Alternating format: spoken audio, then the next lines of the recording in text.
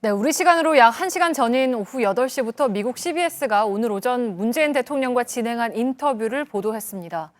뉴스룸 1부에서 예고해드린 대로 취재기자와 인터뷰 내용을 좀 짚어보겠습니다. 자세한 내용을 말씀드리기 전에 우선 인터뷰 과정에서 문 대통령의 답변은 우리말로 진행이 됐지만 영어로 더빙이 됐고 저희가 영어로 더빙된 걸 다시 이제 우리말로 해석해서 드리는 것이기 때문에 일부 표현에 있어서는 대통령의 표현과 좀 차이가 있을 수 있다는 점 미리 말씀드립니다.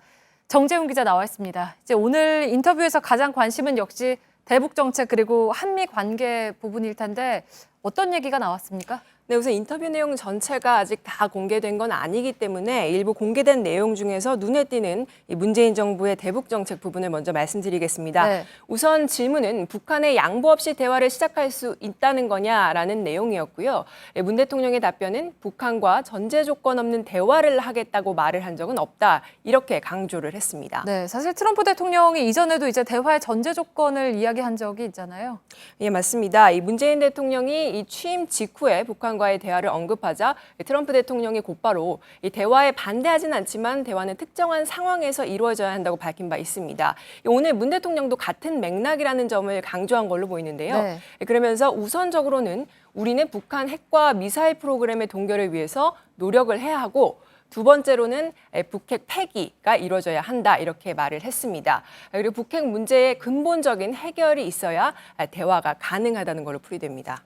네, 그러니까 북한과 이제 무조건적인 대화를 한다는 게 아니라는 거를 이제 강조를 한 거군요. 그렇습니다. 특히 단계적 접근을 밝힌 게 눈에 띄는데요. 첫 번째가 북핵 동결, 두 번째가 북핵 폐기라는 점입니다. 네. 즉 미국의 대북 정책과 크게 다르지 않다는 점을 강조한 걸로 보이는데요. 물론 대화의 중요성을 강조하는 언급도 있긴 했습니다.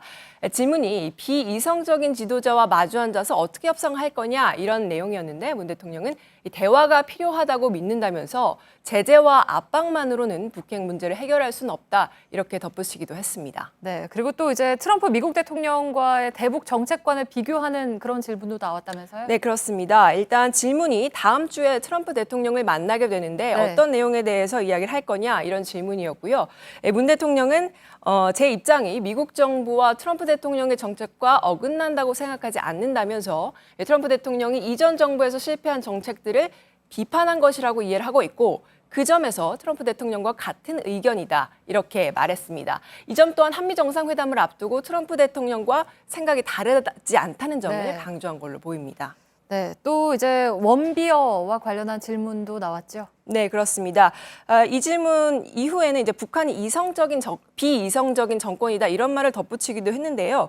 이 북한이 원비어 사망에 책임을 져야 한다고 생각하냐고 이런 질문이 나왔고 문 대통령의 답변은 그렇다라고 얘기를 하면서 원비어가 북한에 억류된 상황에서 발생한 일이라면서 북한이 원비어를 죽였다고 명확하게 알 수는 없다고 답했습니다. 네. 하지만 원비어가 죽음에 이르는 과정에 있어서 북한이 중대한 책임이 있다는 건 분명하다 이렇게 답했습니다. 네, 정재훈 기자였습니다.